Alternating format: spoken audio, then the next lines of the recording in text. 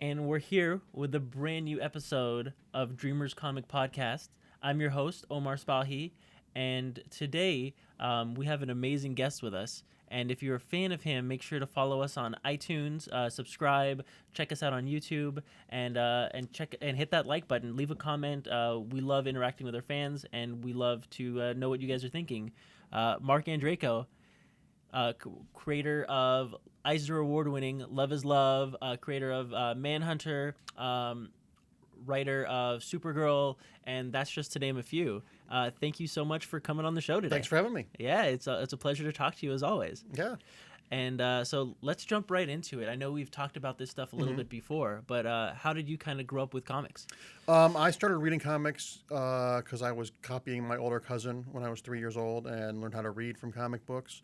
Was the only kid in my Catholic school in third grade using words like Ragnarok and apocalypse and stuff like that. And worked in comic shops from the age of 11 to 27 and somehow found my way into being a writer, which is as shocking to me as it is to anyone else. So, What was the process for you? Like, what were you reading when you were 3 years old? Like, when I was little, I loved Spider-Man. Spider-Man, yeah. Spider-Man was the thing for me. Do you remember what issue or around what the issue? first issue I remember is Amazing Spider-Man 136. It had a great, I think Ross Andrew was drawing it then, and it had this great cover with Peter and Harry Osborn facing off on the street. And in the background, it was Spider-Man and Green Goblin. It was when Harry became the new Green Goblin. And I remember that was the first comic I remember. I remember really liking Tomb of Dracula as a little kid, not really getting it, but just liking monsters and stuff like that. Yeah.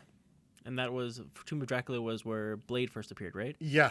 So that was issue number 10 of 10, Tomb of Dracula, yeah. That was Marv Wolfman. Marv Wolfman and Gene Colan and Tom Palmer.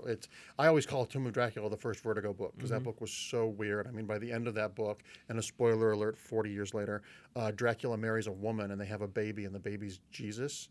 What? But like a superhero named Janus. It's really crazy stuff, but really fantastic stuff because it was Marv Wolfman really showed how you can take a villain and make them a compelling lead. You don't have to like them, but you will follow them. So.